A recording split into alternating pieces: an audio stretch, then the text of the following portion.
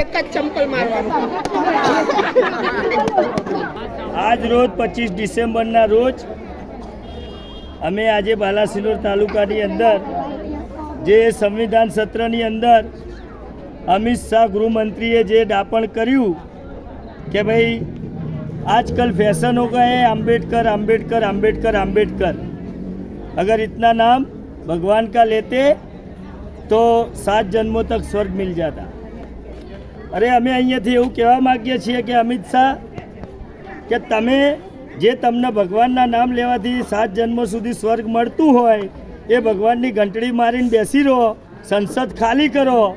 आ मनुवादी व्यवस्थाना कारणे आजे તમે તમારી જાત ઉપર એટલું સ્વીકારો કે તમે આંબેડકર આંબેડકર આંબેડકર આંબેડકર આંબેડકર કર્યું તો એ ભારતના બાપે બંધારણ લખ્યું અને ભારતના બાપે જો બંધારણ લખ્યું હોય તો સંવિધાન સત્રની અંદર જેને લખ્યું હોય એનું નામ લેવાય, જેને જે મનુવાદીઓ હોય એમના નામ લેવાય નહીં, માફી માંગનારાઓના નામ લેવાય નહીં।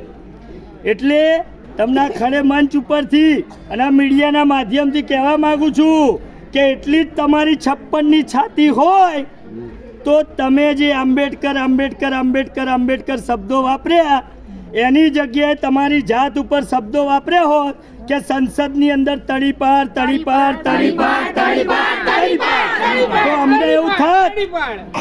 તો અમને એવું થાત કે હરિશ્ચંદ્ર લોકો બેઠા છે સંસદની અંદર પણ એ તો મહાનાયક હતા અને એહસાન માનો ભીમરાવ આંબેડકરનું જેમને બંધારણ લખ્યું અને એના પ્રતાપે આ દેશ સુરક્ષિત નકા મનુવાદી વ્યવસ્થાની અંદર તમારા શાસનની અંદર અને આ મનુવાદી વ્યવસ્થાની અંદર મહિલાઓ પણ સુરક્ષિત નથી।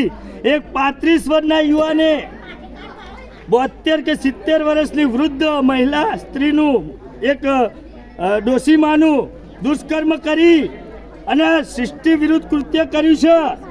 ખરેખર બહુ જ જોરદાર જઘન્ય કૃત્ય કહેવાય અને તમારા લોકોએ મહિલા પડાવો મહિલા નારાના બધા નારાને ઢાંકણી પાણી લઈને ડૂબી મરવું જોઈએ।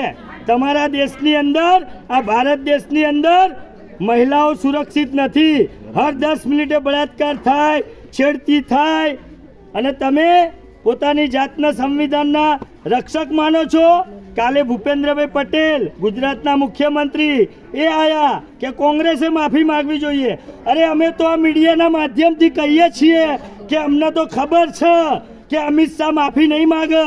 કેમ કે આરએસએસની શાખામાં શીખવાડવામાં આવ્યું કે ભાઈ આંબેડકરી મિશનરીઓની કે આંબેડકરવાદને આપણે ખતમ કરવાનો તે ખતમ કરવાવાળા ક્યાંથી માફી માગવાના, જાણી જોઈને બોલેલા ક્યાંથી માફી માગવાના? માફી માગવાના નથી તમે લોકો, એ અમે જાણીએ છીએ। એટલે તમે કોંગ્રેસના આગળ કરી પેલાના આગળ કરી।